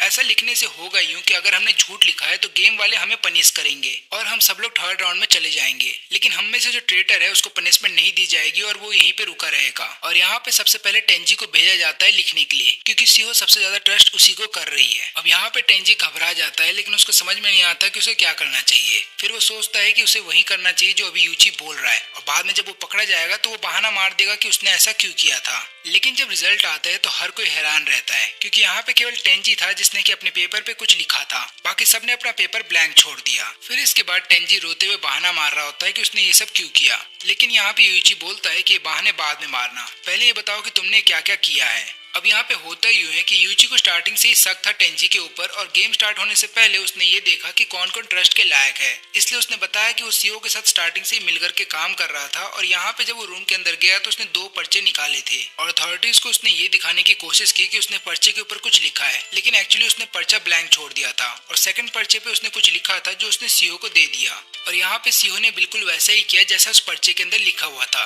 इसकी वजह से हुआ यूं कि यहाँ पे यूची समझ गया कि सीईओ ट्रस्ट के लायक है। अब जब बात यूतोरी की आती है तो यहाँ पे यूतोरी को भी उसने एक पर्चा दिया था और उसके अंदर लिखा हुआ था कि सीईओ के साथ लगातार फाइट करते रहो, ऐसा करने से ट्रेडर को ये लगेगा कि जैसा वो चाहता था वैसा ही हो रहा है। और मैंने यहाँ पे सीबीआई के साथ भी बिल्कुल वैसा ही किया, जिससे कि मैं समझ गया कि ये तीनों भरोसे के लायक हैं। लेकिन जब बात तुम पे आती है तो मुझे डाउट था, क्योंकि स्टार्टिंग से मैं देख रहा हूँ कि तुम पहले की तरह बिहेव नहीं कर रहे हो। क्योंकि जिस टेंजी को मैं जानता था वो हमेशा शांत रहता था और किसी के बीच में झगड़ा नहीं करवाता था, लेकिन जब से गेम स्टार्ट हुआ है तब से तुम एक दूसरे के बीच में झगड़ा करवा रहे हो। लेकिन यहाँ पे यूची को ये बात पता थी कि एक आदमी के बारे में एक से ज्यादा सीक्रेट लिखे जा सकते हैं, इसलिए यहाँ पे यूची ने उन तीनों के टैग्स अपने पास रख लिए थे, यानी कि नेम टैग। अब ऐसा करने से उन तीनों के पास कोई चारा नहीं था बल्कि यूची की बात माननी पड़ती। और यहाँ पे अथॉरिटीज भी समझ जाते हैं कि यूची बहुत ज्यादा स्मार्ट है, उसको पता है कि इंसानों की साइकोलॉजी के साथ कैसे खेलना है, और उसने इन तीनों को ऐसा मैनिपुलेट किया कि वो तीनों वही करेंगे जो यूची यहाँ पे करवाना चाहता है। यूची टेंजी को ये भी बताता है कि मुझे तुम पे और भी ज्यादा शक तब हुआ जब तुमने सीबीआई के ऊपर इल्जाम लगाया कि सीबीआई ने ही जरूर किसी न किसी के बारे में कोई ना कोई बुरी चीज लिखी होगी। क्योंकि हम सब लोग जानते हैं कि सालों से हमने सीबीआई को अपने बारे में या फिर किसी और के सीक्रेट नहीं बताया है, क्योंकि ये जो सीबीआई है वो किसी के भी सीक्रेट को जल्दी किसी और को बता देता है और वो बहुत बड़ा गॉसिप क्वीन है। और ये बात तुम जानते थे, लेकिन उसके बावजूद भी तुमने इल्जाम लगाया तो सीबीआई के ऊपर। यहाँ पे टेंजी अब अपनी हार मान लेता है, वो सबसे माफी भी मांगता है, लेकिन अब कोई भी उसको माफ करने के लिए तैयार नहीं है। फिर यहाँ पे यूची मानबू के कान में कुछ बोलता है और उसको बताता है कि मैंने गेम के अंदर एक झूठ बोला था और उस पनिशमेंट के तौर पे मैं ये चाहता हूँ कि मुझे थर्ड गेम के अंदर अकेले भेज दिया जाए। फिर ये लोग चेक करते हैं कि यूइची ने जो कहा है वो सही है या फिर गलत, और यहाँ पे वो लोग मान जाते हैं यूइची को थर्ड राउंड में अकेले भेजने के लिए। यूइची बताता है कि मैंने झूठ ये बोला था कि सीबे ने किसी का खून किया है, जबकि उसने नहीं, मैंने 3 लोगों का खून किया है। अथॉरिटीज को भी बात पता चलती है कि हाँ सही में यूइची ने 3 लोगों का खून किया है। यहाँ पे यूइची का प्लान ये था कि वो तीसरे राउंड में अकेले जाएगा और आगे चल करके इन्वेस्टिगेट ये करेगा कि इस गेम के पीछे असल में कौन लोग हैं, और यहाँ पे वो अपने दोस्तों को अपने साथ नहीं ले जाना चाहता था। सभी को यकीन नहीं होता कि यूइची ऐसा कुछ कर सकता है, लेकिन यहाँ पे मनाबू बताता है कि यूइची ने सही में लोगों का खून किया है। सभी लोग झगड़ रहे होते हैं आपस में कि यूइची ऐसा कर सकता है या नहीं, लेकिन यहाँ पे यूइची सोच रहा होता है कि उसकी माँ ने उससे झूठ बोला था कि दोस्ती पैसे से ज्यादा कीमती होती है। लेकिन अब यूइची को ऐसा लगता है कि दोस्ती एक बोझ से ज्यादा नहीं है, और वो तीसरे राउंड में अकेले जाना चाहता था ताकि वो अपने दोस्तों को बचा सके। अब जैसे ही यूइची कूदने वाला था तभी टेंजी बोलता है कि मैंने भी एक झूठ बोला है, मैंने सबके सामने बोला कि मेरे अंदर फीलिंग्स है सीओ को लेकर के, लेकिन ऐसा कुछ भी नहीं है, जबकि मैं यहाँ पे यूइची को चाहता हूँ। फिर इसके बाद वो यूइची को किस करता है और दोनों ही तीसरे राउंड में चले जाते हैं। टेंजी को अलाउ तो कर दिया जाता है तीसरे राउंड के लिए, लेकिन यहाँ पे ये लोग अब टेंजी के ऊपर और भी ज्यादा नजर रखेंगे, क्योंकि इन्हें पता ये चलता है कि टेंजी ये गेम एक बार नहीं बल्कि दूसरी बार खेल रहा है। फिर हमें कई साल पहले का सीन दिखाया जाता है जहाँ पे यूइची की माँ उसको बता रही होती है कि इस दुनिया में सबसे इम्पोर्टेंट तुम्हारे फ्रेंड्स हैं, ना कि पैसे। फिर यूइची अपना सिर हिला करके माँ को बताने की कोशिश कर रहा होता है कि हाँ मैं समझ चुका हूँ, लेकिन जब वो हॉस्पिटल से बाहर आता है और अपने टीचर से मिलता है तो वो बताता है कि इस दुनिया में सबसे इम्पोर्टेंट केवल पैसे हैं। तभी यूइची की आंख खुलती है और वो अपने आप को और टेंजी को एक गुफा में पाता है। वो टेंजी से पूछता है कि क्या तुम्हें पता है कि हम कहाँ पे हैं, लेकिन यहाँ पे टेंजी बोलता है कि मुझे भी नहीं पता। तभी मानबू की आवाज सुनाई देती है और यहाँ पे मानबू बोलता है कि अगले गेम से पहले तुम्हें 3 दिन तक यहीं पे रुकना होगा। अब इन लोगों के लिए सरवाइव करने के लिए केवल इनके पास पानी है। यहाँ पे टेंजी यूइची को बताता है कि मैंने जो तुम्हें किस किया वो जरूरी था, और मैं तुम्हारे साथ यहाँ पे जानबूझ के आया हूँ ताकि मैं तुम्हें अकेले में समझा सकूं कि मैंने तुम्हें धोखा क्यों दिया और ऊपर मैंने ये सब क्यों किया था। फिर टेंजी बताता है कि इस गेम के अंदर मेरा दूसरी बार है जब मैंने फ्रेंडशिप का ये गेम खेला है। लेकिन आगे कुछ भी बताने से पहले यहाँ पे टेंजी यूइची को बोलता है कि अपने नेम टैग को हाथ से ढक लो क्योंकि उनके अंदर माइक्रोफोन लगे हुए हैं। फिर यहाँ पे टेंजी बताता है कि ये सब चीज का कारण है सीहो, क्योंकि सीहो की वजह से मैंने वो चीजें खो दी जो मेरे लिए इम्पोर्टेंट थी। तो मिडिल स्कूल में टेंजी के 2 बहुत ही करीब दोस्त हुआ करते थे और वो लोग हमेशा टेंजी के साथ रहते थे। फिर यहाँ पे टेंजी डिसाइड करता है कि वो जितने ही पैसे बचाएगा उनसे वो एक बिजनेस खोलेगा और उस बिजनेस के अंदर ये अपने दोनों दोस्तों को भी शामिल करना चाहता था। टेंजी के दोस्तों को भी इस बात पे हैरानी हुई जब टेंजी ने बोला कि मैं अपने पैसे से बिजनेस खोलना चाहता हूँ और उसमें तुम लोग को भी शामिल होना है। यहाँ पे उनको लगा कि टेंजी अपना पैसा हम पे क्यों बर्बाद करेगा, लेकिन यहाँ पे टेंजी बताता है कि जब तक हम तीनों साथ में हमें कोई नहीं रोक सकता। लेकिन इसके 1 साल के बाद वहाँ पे सीहो का भी ट्रांसफर हो जाता है और इन लोगों का बिजनेस बहुत ही अच्छा चल रहा था। लेकिन तभी टेंजी के दोनों दोस्त उससे पूछते हैं कि क्या तुम सीहो को डेट कर रहे हो, और यहाँ पे टेंजी उनको सारी बात बता देता है कि कैसे हमारे पेरेंट्स चाहते थे कि हम एक दूसरे से शादी कर ले, लेकिन ऐसा हो नहीं पाया। अब ये सुन लेने के बाद से ही इनके बिजनेस में जितना ही पैसा इन लोगों को मिलता था ये लोग आपस में बांट लिया करते थे, और इन लोगों ने डिसाइड किया था कि जब ये लोग हाई स्कूल पहुंच जाएंगे तो ये लोग अपना पैसा डिसाइड करेंगे कहाँ पे इन्वेस्ट करना है, और 20 साल के होने से पहले जिस भी व्यक्ति ने सबसे ज्यादा पैसा बनाया होगा वही कंपनी का प्रेसिडेंट बनेगा। लेकिन चीजें अचानक से बदल जाती हैं जब ये लोग बोलते हैं कि प्रेसिडेंट जो होगा वो जाकर के सीईओ को कन्फेस करेगा कि वो उससे प्यार करता है। टेंजी समझ जाता है कि इनकी दोस्ती टूटने वाली है, लेकिन यहाँ पे टेंजी को ऐसा लगता है कि ये सभी काम फ्यूचर में होगा, इसलिए यहाँ पे टेंजी इनको कुछ भी नहीं बोलता। फिर इसके कुछ दिन बाद इन्हें फिर से इसी गेम के अंदर ला करके पटक दिया जाता है और यहाँ पे इन्हें ये बात पता चलती है कि इनमें से किसी एक ने इन लोगों से 10 मिलियन येन का कर्जा लेके रखा है। तीनों ही इस गेम को हार जाते हैं, लेकिन यहाँ पे टेंजी के कंधों के ऊपर 20 मिलियन येन का कर्जा आ जाता है और टेंजी को बोला जाता है कि तुम बाहर जाकर के इस गेम के बारे में किसी को नहीं बताओगे। फिर टेंजी जब अपने दोस्तों से पता करता है तो उसे पता ये चलता है कि उसके एक दोस्त ने 10 मिलियन येन लिए थे ताकि वो सीईओ के लिए गिफ्ट खरीद सके। लेकिन यहाँ पे टेंजी ये जान करके भी किसी को कुछ नहीं बता सकता क्योंकि उसको डर था कि गेम कहीं उसकी जान न ले ले। फिर इसके कुछ दिन बाद टेंजी के दोनों दोस्तों ने किसी और जगह एडमिशन ले लिया और दोनों ही सिटी से बाहर चले गए और यहाँ पे सीईओ लगातार और प्रेशर बना रही है टेंजी के ऊपर। आखिरी में टेंजी अपने फादर को सारी बात बता देता है क्योंकि यहाँ पे उसकी लाइफ में केवल एक ही पर्सन इंपॉर्टेंट है और वो उसके फादर है। टेंजी के फादर उसकी सारी बात सुनते हैं और उसको बोलते हैं कि तुम चिंता मत करो, तुम थोड़ी देर रिलैक्स करो, अब बाकी का काम मैं देख लूंगा। लेकिन उसी दिन टेंजी को एक खबर पता चलती है कि उसकी फादर की डेथ हो गई है और यहाँ पे पुलिस वाले ये बता रहे होते हैं कि टेंजी के फादर ने सुसाइड किया है। लेकिन यहाँ पे टेंजी को पता है कि उसके फादर ऐसा कुछ भी नहीं कर सकते और घर से जाने से पहले टेंजी के फादर ने बोला था कि मैं सीईओ की फैमिली से मिलने जा रहा हूँ और यहाँ पे टेंजी को ऐसा लग रहा होता है कि उसकी लाइफ में उसके दोस्तों का चले जाना, उसके फादर की डेथ हो जाना, ये सभी चीजें कनेक्टेड हैं सीओ से। और तभी से सीओ के ऊपर लगातार टेंजी ने नजर बना के रखी थी, लेकिन यहाँ पे टेंजी को कुछ भी नहीं मिलता। लेकिन सबसे अजीब बात ये थी कि जब टेंजी लगातार सीओ के बारे में पता लगा रहा था, तब उसके घर पे एक लेटर आता है। उसमें लिखा ये गया था कि सीओ के पास से रिलेटेड चीजें को ढूंढना बंद करो, नहीं तो तुम भी गायब हो जाओगे अपने फादर की तरह। और यही वो कारण है जिसकी वजह से मैं तुम सबको इस फ्रेंडशिप गेम के अंदर लेकर के आया था, ताकि मैं तुम्हें सीओ की असलियत दिखा सकूं। लेकिन यहाँ पे यूइची की वजह से टेंजी का प्लान फेल हो जाता है। लेकिन अभी भी टेंजी को ऐसा लगता है कि सीओ कुछ तो ऐसा छुपा रही है जो उसको पता है। अब इनके ऊपर जो कर्जा है वो टोटल 10.8 मिलियन का है। लेकिन यहाँ पे यूइची बोलता है कि जितनी इन्फॉर्मेशन मैंने गैदर की है उसके अकॉर्डिंग हमारे ऊपर टोटल 18.8 मिलियन येन का कर्जा होना चाहिए। इसका मतलब ये है कि किसी ने अपने अमाउंट के साथ छेड़छाड़ की है। अब यहाँ पे यूइची को समझ में नहीं आ रहा था कि टेंजी को कैसे पता चल गया कि हम सबका 18.8 मिलियन येन का कर्जा होना चाहिए। ये लोग फिर से अपना सारा डेब्ट जो है कैलकुलेट करने लगते हैं और इन्हें पता चलता है कि इतना सारा कैलकुलेशन करने के बाद, वो भी सेकंड गेम के बाद भी 4 मिलियन येन कम पड़ रहे हैं, यानी कि अभी भी किसी ने हमसे झूठ बोला है। फिर टेंजी बताता है कि हो सकता है सीओ ने हमसे झूठ बोला हो, उसके ऊपर जो कर्जा है वो ज्यादा है लेकिन उसने हमें कम बताया। यूइची बोलता है कि अगर सीओ ने मुझसे झूठ बोला है तो वो पक्की एक प्रोफेशनल लायर है। लेकिन यहाँ पे यूइची अभी भी टेंजी पे यकीन नहीं कर सकता, वो भी खासकर सेकंड गेम के बाद। यहाँ पे यूइची को ऐसा लगता है कि उसके दोस्तों का जो ग्रुप है वो कुछ नहीं, बस एक स्ट्रेंजर्स का ग्रुप है, क्योंकि कोई भी किसी के बारे में कुछ भी नहीं जानता। और यहाँ पे टेंजी भी बोलता है कि मुझे भी तुम्हारे बारे में ये बात नहीं पता थी कि तुमने किसी का खून किया है, लेकिन मैं यहाँ पे तुम्हारा पीछा इसलिए कर रहा हूँ क्योंकि मुझे अपने फादर का बदला लेना है। और मैंने देखा है कि तुम कितने ज्यादा स्मार्ट हो, क्योंकि सेकंड गेम में स्टार्टिंग से ही तुम पूरा गेम कंट्रोल कर रहे थे। और फिर यूइची को भरोसा दिलाने के लिए टेंजी यहाँ पे अपना नेम टैग दिखा देता है। वो दिखाता है कि उसके ऊपर कितना कर्जा है, लेकिन क्योंकि उसने अपना नेम टैग दिखा दिया तो उसको पनिशमेंट के तौर पे उसका कर्जा डबल हो जाता है। फिर यहाँ पे टेंजी झुकते हुए माफी भी मांगता है यूइची से और बोलता है कि प्लीज मेरा इस्तेमाल करो, लेकिन मुझे किसी तरीके से अपने साथ रखो।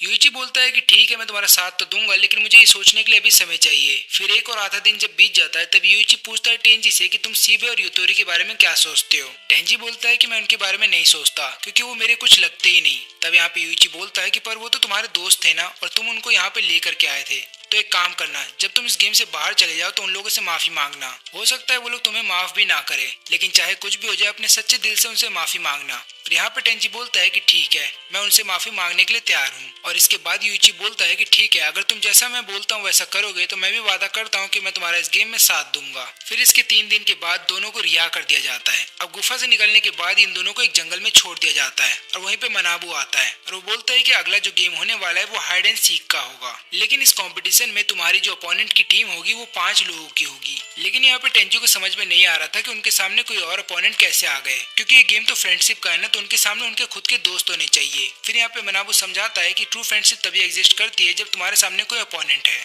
एग्जाम्पल के तौर पे जैसे कि तुम्हारा कोई दोस्त है लेकिन वो तुम्हें धोखा दे रहा है और तुम सामने वाली अपोनेंट की टीम को देखते हो कि वो लोग 5 जन हैं लेकिन एक साथ मिलकर रह रहे हैं, तब तुम्हारे मन में जलन होगी और आगे चल करके तुम अपने दोस्त पे कभी ट्रस्ट नहीं करोगे। और इस गेम का मेन मकसद भी यही है। इस गेम के अंदर ये देखा जाएगा कि तुम अपने दोस्त पे कितना ज्यादा ट्रस्ट करते हो। चाहे कुछ भी हो जाए तुम्हें अपना ट्रस्ट नहीं खोना है। तो गेम बहुत ही सिंपल है, तुम दोनों टीम में से कोई भी एक प्लेयर जा करके छुप जाएगा और उसको ढूंढने की जिम्मेदारी अपोनेंट की टीम की होगी। और यहाँ पे उस टीम के पास डिसएडवांटेज होगा जिसके पास कम प्लेयर्स हैं, लेकिन जिस टीम के पास ज्यादा प्लेयर्स हैं उनके पास एडवांटेज रहेगा। मनाबू एक और नया रूल इंट्रोड्यूस करता है जहाँ पे बोलता है कि कोई भी टीम का प्लेयर चाहे तो अपने अपोनेंट की टीम के साथ जा करके जुड़ सकता है और यहाँ पे जो भी प्लेयर दूसरी टीम में जा करके शामिल होगा उसका जितना भी कर्ज आए वो भी खत्म हो जाएगा।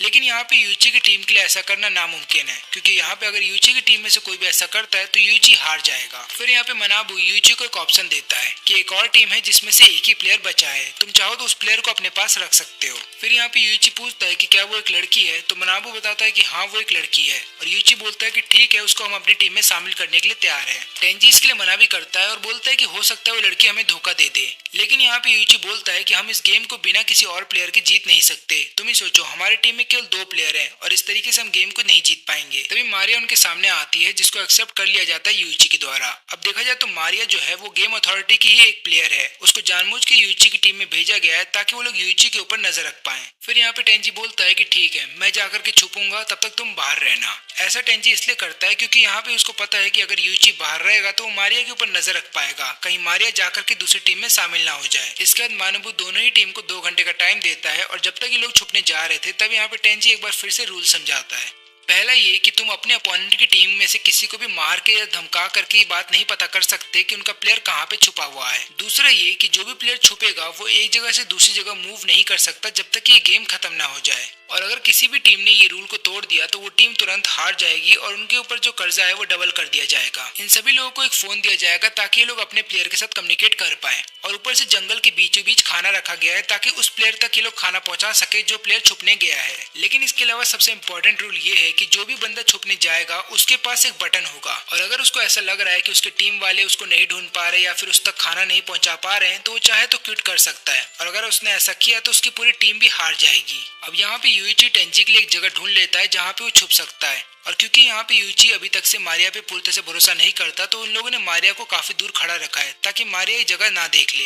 अब यहाँ पे यूइची पूछता है टेंजी से कि तुम्हारी तबीयत कैसी है, क्योंकि यहाँ पे यूइची को ऐसा लग रहा होता है कि टेंजी कब तक इस जगह पे भूखा रह पाएगा। टेंजी बोलता है कि तुम मेरी फिक्र मत करो, मैं वादा करता हूँ कि मैं इस बटन को कभी प्रेस नहीं करूंगा क्योंकि मुझे तुम पे भरोसा है। और यहाँ पे यूइची बोलता है कि ठीक है, मैं वादा करता हूँ कि मैं तुम्हारे लिए वापस यहाँ पे जरूर आऊंगा। इसके बाद यूइची वहाँ से चला जाता है और 2 दिन बीत जाते हैं लेकिन अभी भी यूइची एक बार भी टेंजी से मिलने के लिए नहीं आया। जब से ये गेम स्टार्ट हुआ है तब से ही टेंजी ने कुछ भी नहीं खाया और ऊपर से 2 दिन और बीत चुके हैं लेकिन उसने कुछ भी नहीं खाया। इसके अलावा उसने पानी तक भी नहीं पिया है और यहाँ पे टेंजी अब शक कर रहा होता है कि क्या यूइची उसके लिए सही में आएगा भी या नहीं। टेंजी ये भी सोच रहा होता है कि हो सकता है यूइची ने अपने साइड बदल लिया हो, यानी कि वो दूसरी टीम में जाकर के मिल गया हो, लेकिन अगर ऐसा होता तो ये गेम वहीं पे खत्म हो जाता। यहाँ पे टेंजी ये भी सोचता है कि हो सकता है यूइची मुझे जानबूझ के टॉर्चर कर रहा है क्योंकि प्रीवियस गेम में जो भी मैंने उन लोगों के साथ किया वो उसका बदला लेना चाहता है। इसके बाद टेंजी यूइची को कॉल करता है लेकिन यहाँ पे यूइची नहीं उठाता बल्कि अपोनेंट टीम के प्लेयर्स उठाते हैं और वो यहाँ पे टेंजी को बताते हैं कि यूइची हमारे साथ आराम से बैठकर खाना पानी खा रहा है और वो मौज मस्ती कर रहा है, उसको तुम्हारी कुछ भी नहीं पड़ी, अगर उसको तुम्हारी पड़ी होती तो अब तक तुम्हें ढूंढने जाता, लेकिन उसने एक बार भी तुम्हें ढूंढने की कोशिश नहीं की है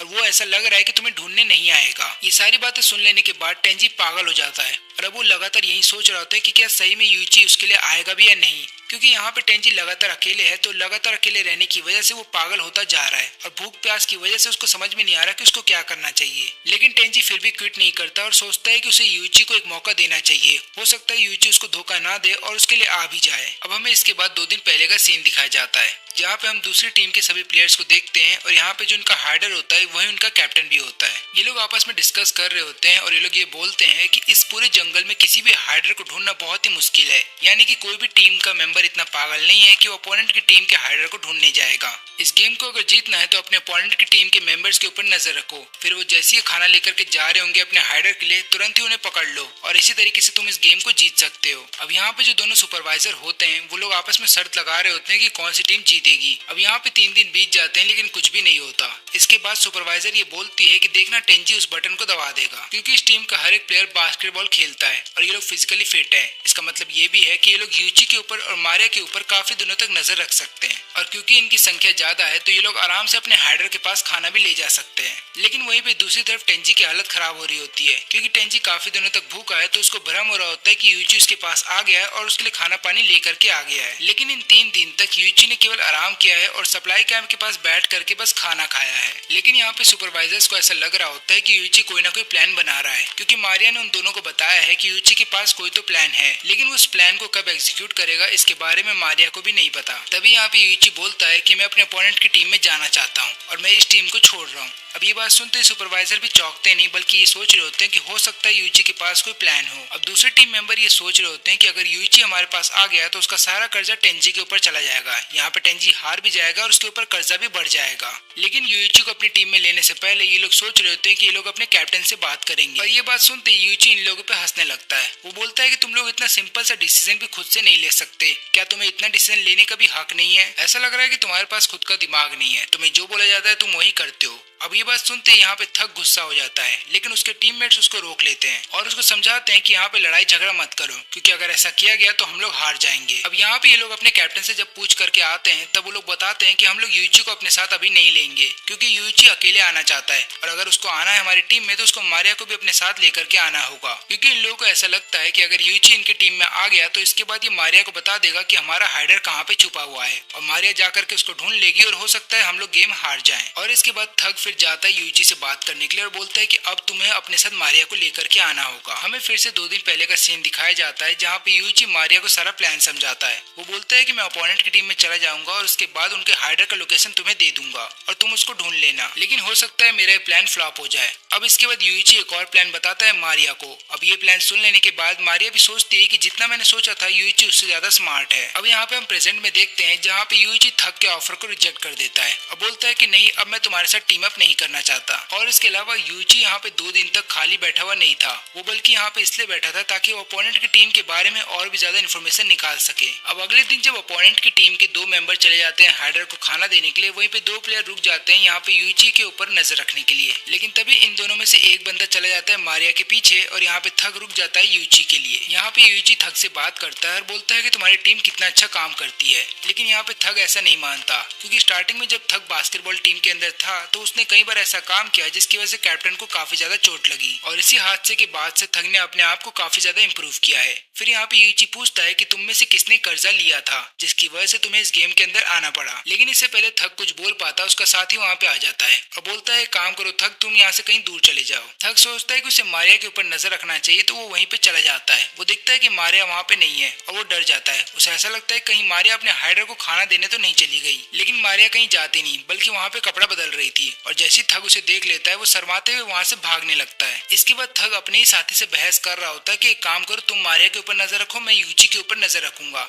अब जब दोनों आपस में बात कर रहे थे तभी यूइची यहाँ पे मारिया को सिग्नल देता है कि भागो तुरंत वहाँ से। यहाँ पे यूइची और मारिया दोनों ही अलग अलग जगह पे भाग रहे होते हैं ताकि थक और उसका साथी अलग अलग भागे। लेकिन तभी चारों एक जगह जाकर के मिल जाते हैं। अब यहाँ पे फिर यूइची मारिया को लेकर के भाग रहा होता है, लेकिन तभी रास्ते में ही यूइची धक्का दे देता है मारिया को और उसको नीचे गिरा देता है। अब यहाँ पे मारिया भी ये चीज देख करके हैरान थी क्योंकि उसको ये बात नहीं पता थी कि यूइची उसको फेंकने वाला है। अब यहाँ पे टेंजी की हालत और भी ज्यादा खराब हो जाती है मेंटली और फिजिकली। वो लगातार अपने हाथ में बटन रखता है लेकिन उसको दबाता नहीं और फिर खुद से वादा करता है कि मैंने काफी लोगों को धोखा दिया है लेकिन इस बार मैं किसी को धोखा नहीं दूंगा। और अब टेंजी को जब लग रहा होता है कि शायद वो मर जाएगा, लेकिन तभी वहाँ पे यूइची आ जाता है और तुरंत ही उसको पानी पिलाता है, जिसके बाद यहाँ पे टेंजी की हालत थोड़ी सुधर जाती है और लगातार वो खाना खाने लगता है। फिर टेंजी पूछता है कि तुम इतने दिनों तक क्यों नहीं आए थे। अब यहाँ पे यूइची बताता है कि एक्चुअली मेरे पास एक प्लान था, लेकिन वो प्लान मैंने तुम्हें स्टार्टिंग में इसलिए नहीं बताया था क्योंकि मुझे देखना था कि तुम मुझ पे कितना ज्यादा ट्रस्ट करते हो। लेकिन यहाँ पे टेंजी ने एक बार भी बटन नहीं दबाया तो यहाँ पे यूइची समझ जाता है कि वो ट्रस्ट कर सकता है टेंजी को। यहाँ पे टेंजी भी ये बात समझ जाता है कि जब यूइची यहाँ पे उसको खाना देने के लिए आ सकता है तो उसका मतलब यूइची के पास कोई तो ऐसा प्लान है जिसकी मदद से वो लोग ये गेम जीत सकते हैं। अब यहाँ पे हम देखते हैं मारिया को, जिसको बचा ले जाता है इन दोनों प्लेयर के द्वारा। लेकिन यहाँ पे मारिया को भी बिल्कुल अंदाजा नहीं था कि यूइची कुछ ऐसा करने वाला है, वो उसी को नीचे फेंक देगा। और यहाँ पे जब मारिया गिरने वाली थी तब थग उसको बचा लेता है, लेकिन थग उसको अकेला नहीं पकड़ सकता था और ऊपर नहीं ला सकता था। इसलिए वो अपने टीममेट को बोलता है कि यूइची को छोड़ो और इसको बचाने की सोचो। टेंजी को भी यहाँ पे यूइची का सारा प्लान पता चल जाता है,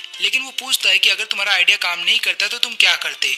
यहाँ पे यूइची बताता है कि देखो, इन 3 दिनों में मैंने काफी लोगों की पर्सनैलिटी को पढ़ा है और मुझे पता है कि वो लोग कैसे हैं। एग्जाम्पल के तौर पे तुम थग को ले लो, वो दिखने में बहुत ज्यादा गुस्से वाला है और शॉर्ट टेम्पर है, लेकिन उसके बावजूद भी वो दिल का बहुत अच्छा है और उसने जो पास्ट में गलतियां की हैं उसका उसको पछतावा हो रहा है और वो लड़कियों की रिस्पेक्ट करता है। इसलिए जब मैंने मारिया को धक्का दिया तो मुझे पता था कि थग जरूर उसकी हेल्प करने जाएगा। और जहाँ तक रही बात उसके साथी की, तो मैंने ये भी चीज देखा है कि उसका साथी लगातार थग का साथ देता है। तो इसका मतलब ये है कि जब थग मारिया की हेल्प करेगा तो यहाँ पे उसका साथी भी थग का हेल्प करेगा। लेकिन यहाँ पे यूइची को ये बात भी पता होती है कि ये दोनों आपस में लड़ सकते हैं, बस इन्हें लड़वाने वाला कोई चाहिए और ये काम मारिया करेगी। और मारिया ने ऐसा करना स्टार्ट भी कर दिया। अब यहाँ पे सप्लाई कैंप में जब आ जाते हैं थग और उसका साथी, तो दोनों आपस में लड़ने लगते हैं और यहाँ पे थग बोल रहा होता है कि मैं मारिया की टीम में चला जाऊंगा ताकि मैं उसकी प्रोटेक्शन कर सकूं। तो होता यूं है कि जब ये दोनों मारिया को बचा लेते हैं तो यहाँ पे मारिया थग को नहीं बल्कि उसके साथी को थैंक यू बोलती है, क्योंकि मारिया अभी भी थग से गुस्सा थी क्योंकि थग ने उसे कपड़े बदलते हुए देख लिया था। थग फिर उससे माफी मांगता है और यहाँ पे मारिया बोलती है कि ठीक है, मैंने तुम्हें माफ कर दिया और मैं वादा करती हूँ कि मैं तुम्हारा साथ दूंगी क्योंकि तुमने मेरी जान बचाई है। ये लोग सोच रहे होते हैं कि यूइची आगे चल करके क्या करेगा,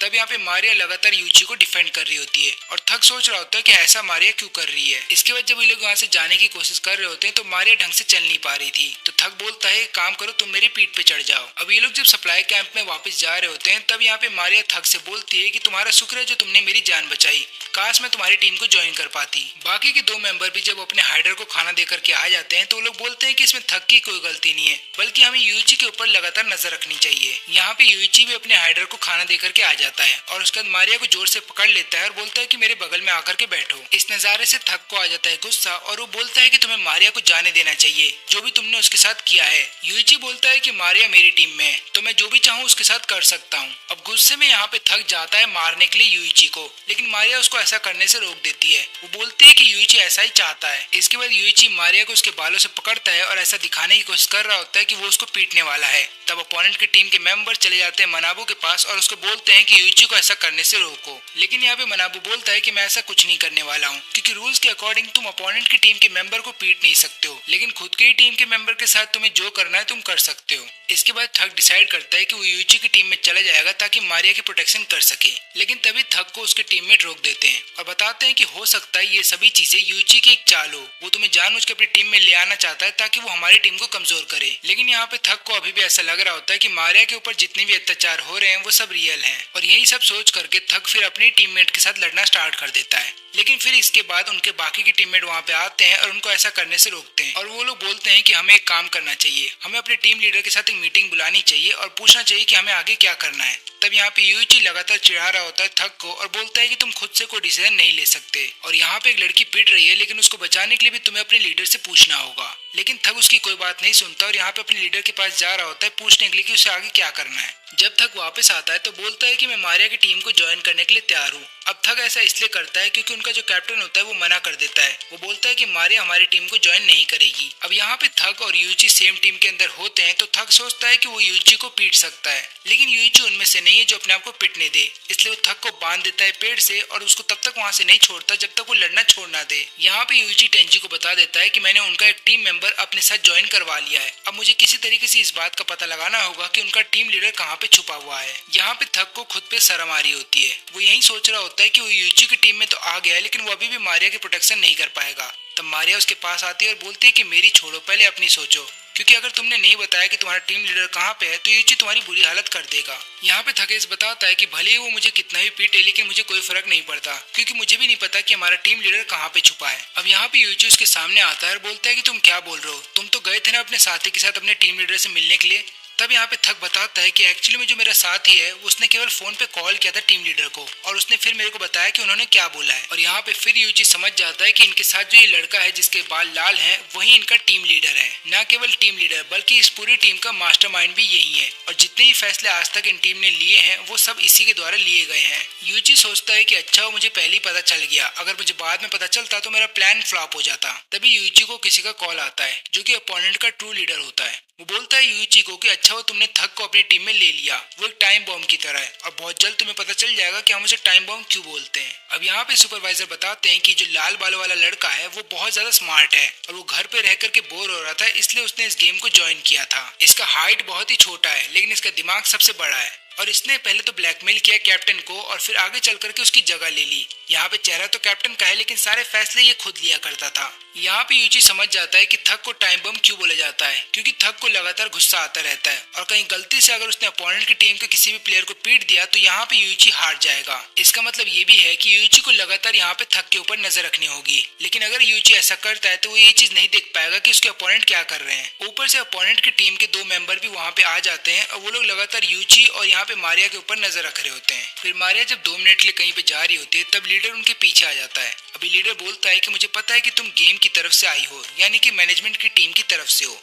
मारिया उससे पूछती है कि तुम्हें कैसे पता चल गया। लीडर बताता है कि जब यूइची और टेंजी यहाँ पे आए थे तो उन्हें 3 दिन तक भूखा रखा गया था और उनके चेहरे पे ये नजर भी आ रहा था, लेकिन जब तुम्हें इंट्रोड्यूस किया गया था तो तुम्हारे चेहरे पे ऐसा कुछ भी नहीं था, जिसको देखने के बाद मैं समझ गया कि तुम मैनेजमेंट की तरफ से हो। मैं तुमसे बस इतना चाहता हूँ कि तुम यूइची को धोखा दे दो और हमारी टीम में आ जाओ, लेकिन मारिया इसके लिए मना कर देती है। तब लीडर बोलता है कि क्या तुम नहीं देखना चाहती कि किस तरीके से यूइची का हर एक प्लान फेल हो जाए और बाद में वो खुद पे रोए कि उसका सारा प्लान फेल हो गया। मारिया बोलती है कि हाँ मैं देखना तो चाहती हूँ। इसलिए मारिया यहाँ पे चली जाती है यूइची के पास और बोलती है कि मुझे टेंजी का लोकेशन चाहिए। यहाँ पे यूइची उसको लोकेशन दे देता है। इसके बाद मारिया जाती है और लीडर को और उसकी पूरी टीम को सच्चाई बता देती है कि टेंजी कहाँ पे है। इसके बाद टेंजी को ढूंढ लिया जाता है और फिर मनाबू बोलता है कि ये गेम खत्म हो गया है और वो सबको एक जगह पे बुलाता है। इसके बाद मनाबू बताता है कि इस गेम को किसी और ने नहीं बल्कि यूइची की टीम ने जीता है। अब ये बात सुनते ही यहाँ पे लीडर चौंक जाता है। वो पूछता है कि ऐसा कैसे हो सकता है। तो होता यूं है कि जब हर कोई टेंजी को ढूंढने के लिए चला जाता है तब यहाँ पे थक और यूइची अकेले होते हैं और यहाँ पे फिर वो कॉल करता है इनके कैप्टन को और बोलता है कि मैं थक को तब तक पीटता रहूंगा जब तक कि तुम क्विट ना कर दो। यूइची ऐसा करना तो नहीं चाहता था लेकिन उसे करना पड़ता है और वो यहाँ पे लगातार थक को पीट रहा होता है, लेकिन यहाँ पे थक अपने कैप्टन से बोलता है कि चाहे कुछ भी हो जाए उस बटन को मत दबाना। यूइची बोलता है कि मुझे पता है कि तुम दोनों एक ही बास्केटबॉल टीम में हुआ करते थे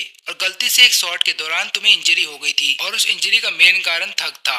इसलिए आज मैं थक को वैसा ही दर्द देने वाला हूँ, यानी कि मैं उसकी एक एक करके हड्डी तोड़ता रहूंगा जब तक कि तुम उस बटन को ना दबा दो। और ऊपर से मुझे ये बात भी पता है कि तुम ही वो हो जिसने की पैसा लेके रखा था इन गेम वालों से, और तुम्हारी वजह से आज तुम्हारी पूरी टीम इस गेम के अंदर है। अब इसके बाद थक की हड्डी टूटने की आवाज आ रही होती है, जिसके बाद कैप्टन समझ जाता है कि यूची जो बोल रहा है वो सच है। और यहाँ पे रो रहा होता है ये सोच करके कि थक को कितना तकलीफ हो रहा होगा, इसलिए ना चाहते हुए भी यहाँ पे कैप्टन बटन दबा देता है। फिर इसके बाद कैप्टन सबसे माफी मांगता है कि मैंने क्विट कर दिया, उसके लिए मुझे माफ कर देना। और ऊपर से मुझे इन गेम वालों से पैसा इसलिए लेना पड़ा क्योंकि मेरी फैमिली का बिजनेस डूब गया था और मुझे टूर्नामेंट में पार्टिसिपेट भी करना था। ये लोग यहाँ पे गेम तो हार जाते हैं, लेकिन कैप्टन को अभी भी गुस्सा होता है यूची पे और वो लगातार उसको पीट रहा होता है। तब थक आकर के उसको रोकता है और बोलता है कि रुक जाओ, उसने मेरा एक भी हड्डी नहीं तोड़ा है, बल्कि उसने खुद की उंगली को तोड़ लिया ताकि तुम्हें यकीन आ जाए कि वो मेरे को तकलीफ दे रहा है, जिसके बाद तुमने वो बटन दबा दिया और हम गेम को हार गए। ये लोग गेम को तो हार जाते हैं, लेकिन यहाँ पे इन लोगों को प्राउड होता है कि इनके कैप्टन ने थक को कुछ भी नहीं होने दिया, क्योंकि अगर ये गेम जीतने के लिए ये लोग थक को पिटने देते तो ये लोग कभी भी कैप्टन की रिस्पेक्ट नहीं करते।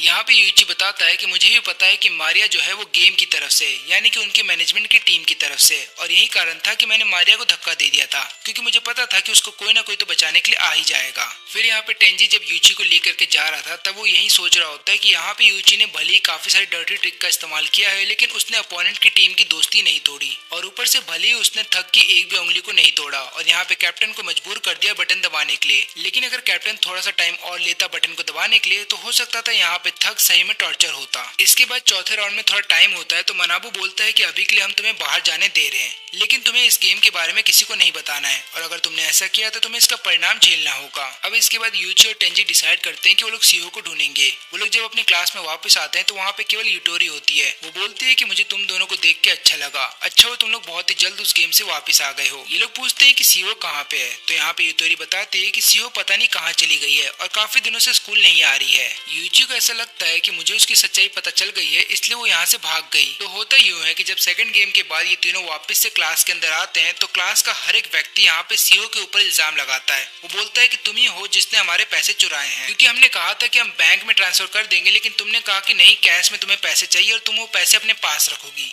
इसके बाद यहाँ पे सीबे जो है वो बताना चाहता था सबको सच्चाई कि एक्चुअली में पैसे टेंजी ने चुराए हैं, लेकिन अगर वो ऐसा करता है तो गेम के रूल को तोड़ देगा। इसलिए यहाँ पे सीबे जो है सामने आता है और बोलता है कि चिंता मत करो, मैं तुम सबके पैसे कल लौटा दूंगा। और इसके कुछ दिन बाद हम देखते हैं कि सीबे के फादर को अरेस्ट कर लिया जाता है, क्योंकि यहाँ पे हर किसी को पता चल गया था कि सीबे के फादर ने क्या क्या गलत काम किए हैं, और इसी वजह से उन्हें अरेस्ट कर लिया जाता है। लेकिन यहाँ पे यूची समझ जाता है कि एक्चुअली में सीबे ने जाकर के अपने फादर को सारी सच्चाई बताई होगी और बोला होगा कि उसको 2 मिलियन येन किस लिए चाहिए, और यही कारण है कि उसके फादर को अरेस्ट कर लिया गया। अगले दिन सीबे सबसे माफी भी मांगता है कि मैं तुम्हारे पैसे नहीं लौटा पाऊंगा, लेकिन यहाँ पे सब लोग उसको बुली करने लगते हैं। यहाँ पे सीओ के साथ भी यही हो रहा था, इसलिए दोनों ही स्कूल से बाहर चले जाते हैं, और उस दिन के बाद से दोनों स्कूल आना बंद कर देते हैं। ये लोग जब सीबे के घर जाते हैं उससे मिलने के लिए तो इन्हें पता ये चलता है कि सीबे के फादर की डेथ हो गई है, और यहाँ पे उसके मर्डर का इल्जाम किसी और पे नहीं बल्कि सीबे के ऊपर लगा दिया गया है। सीबे जब यहाँ पे टेंजी और यूची को देखता है तो वो समझाने की कोशिश कर रहा होता है कि मैंने खून नहीं किया। यहाँ पे टेंजी उसकी मदद के लिए आगे बढ़ रहा होता है, लेकिन यूची उसको ऐसा करने से रोक देता है। यूची यहाँ पे ऐसा इसलिए करता है क्योंकि उसको डर था कि कहीं टेंजी जोश में आकर के गेम के बारे में सबको बता ना दे। अब यहाँ पे टेंजी देखता है कि सीओ के फादर यहाँ पे लेकर के जा रहे हैं सीबे को, और यहाँ पे टेंजी बताता है कि जब मेरे फादर की डेथ हुई थी तब वहाँ पे सीओ के फादर थे,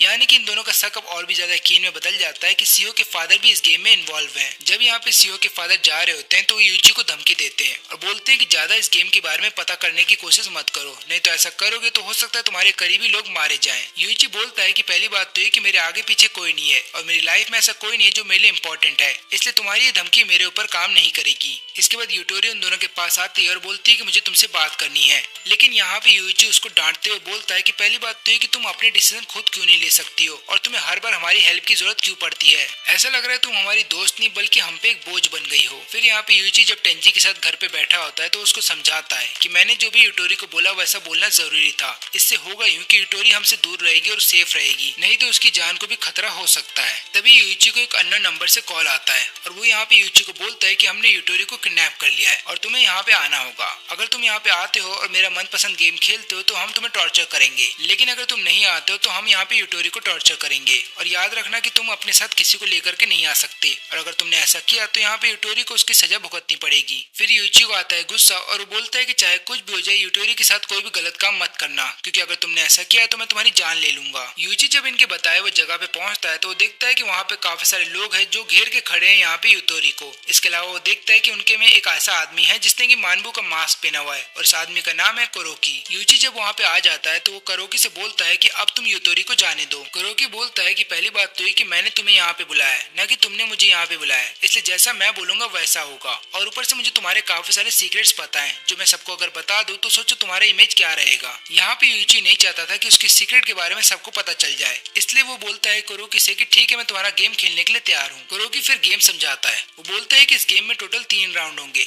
जहाँ पे हर राउंड में तुम्हें फिजिकली टॉर्चर किया जाएगा, लेकिन यहाँ पे यूटोरी चाहे तो उस पनिशमेंट को खुद के ऊपर ले सकती है। लेकिन यहाँ पे यूटोरी को जब टॉर्चर किया जाएगा तो उसमें दर्द कम होगा, लेकिन जब यूटोरी को टॉर्चर किया जाएगा तो तब तुम बीच में नहीं बोल सकते। अगर तुमने ऐसा किया तो तुम दोनों को ही टॉर्चर किया जाएगा। तो देखा जाए तो यहाँ पे यूटोरी के ऊपर सारा फैसला है कि वो खुद को चुनती है टॉर्चर के लिए या फिर यूची को। तो पहला राउंड स्टार्ट होता है जहाँ पे एक बहुत ही हट्टा कट्टा आदमी उन्हें पंच मारेगा। अगर यूटोरी खुद को चुनती है टॉर्चर के लिए तो उसे केवल एक ही पंच मारा जाएगा, लेकिन अगर वो यूची को चुनती है तो यूची को टोटल 3 पंच मारे जाएंगे। लेकिन अगर यूटोरी यहाँ पे कुछ भी नहीं बोलती तो लास्ट में यूची को ही टॉर्चर किया जाएगा। अब यहाँ पे जब यूटोरी से पूछा जाता है कि तुम किसको चाहती हो टॉर्चर करना, खुद को या फिर यूची को, लेकिन यहाँ पे यूटोरी कोई जवाब नहीं दे रही थी। फिर यहाँ पे यूची उसको सिग्नल करता है बॉडी के जरिए कि मैं इस टॉर्चर को झेल लूंगा। यहाँ पे कुरोकी बोलता है कि भले तुमने बात नहीं की लेकिन तुमने अपनी बॉडी का इस्तेमाल किया, इसलिए अब टॉर्चर तुम्हें झेलना होगा। इसके बाद यूची को लगातार 3 पंच मारे जाते हैं, लेकिन